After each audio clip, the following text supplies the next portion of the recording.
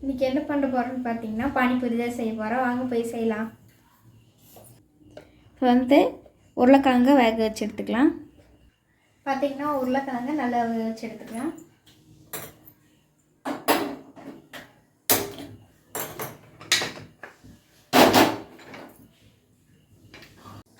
பார்த்திங்கன்னா இந்த பானிபூரியை பொரிச்சு எடுக்க போகிறோம். இப்போ எண்ணெய் காஞ்சிருச்சு, பொரிச்சு எடுத்துடலாம்.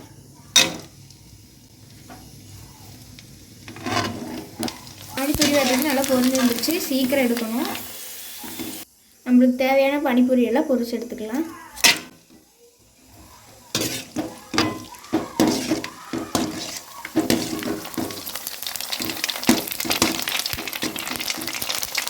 அடுப்பு சிம்மில் வச்சுட்டு பொரிச்சு எடுத்தால் நல்லா வரும். பானிபூரியை பொரித்து ஒரு 5 நிமிஷம் வச்சுருக்கணும். அதுக்கு அப்புறம் இது பண்ணால் தான் நல்லாயிருக்கும். அதுக்கு முன்னாடி வதன்னு இருக்கும். பொரிச்சதையும் பார்த்தா கொஞ்சம் ஜவ்வாட்டு இருக்குது. இது பொரித்து ஒரு 5 நிமிஷம் ஆச்சு. இப்போ நல்லா முறுமுறுன்னு ஆயிடுச்சு. இப்போ நம்ம பானி தண்ணி ரெடி பண்ணிடலாம். அதுக்கு ஃபஸ்ட்டு கொத்தமல்லி இலை சேர்த்திக்கலாம். அடுத்து புதினா சேர்த்திக்கலாம். அதுக்கப்புறம் இஞ்சி கொஞ்சோண்டு சேர்த்திக்கலாம். பச்சை மிளகா காரத்துக்கு ஏற்ற மாதிரி சேர்த்திக்கலாம். புளி சேர்த்திக்கலாம். தண்ணி கொஞ்சம் சேர்த்திக்கலாம். தேவையான அளவுக்கு உப்பு சேர்த்திக்கலாம். இப்போ நம்ம அரைச்சது பேஸ்ட்டாக இருக்குது. அது கூட தண்ணி நம்மளுக்கு தேவையான அளவுக்கு சேர்த்திக்கலாம். பானி தண்ணியை வடிகட்டி எடுத்துக்கலாம்.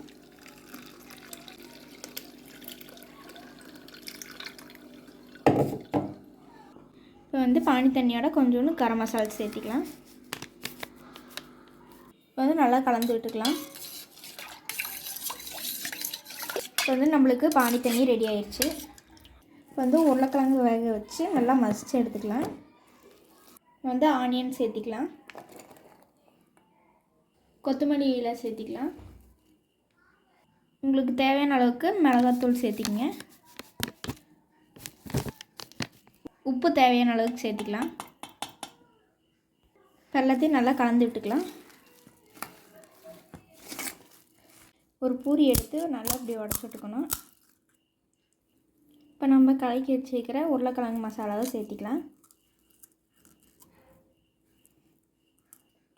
இப்போ மசாலா தண்ணியை சேர்த்திக்கலாம்.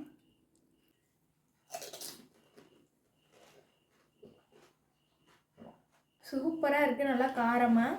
உங்கள் வீட்லேயும் இதை ட்ரை பண்ணி பாருங்கள். ஓகே, பாய். அடுத்த வீடியோவில் பார்க்கலாம்.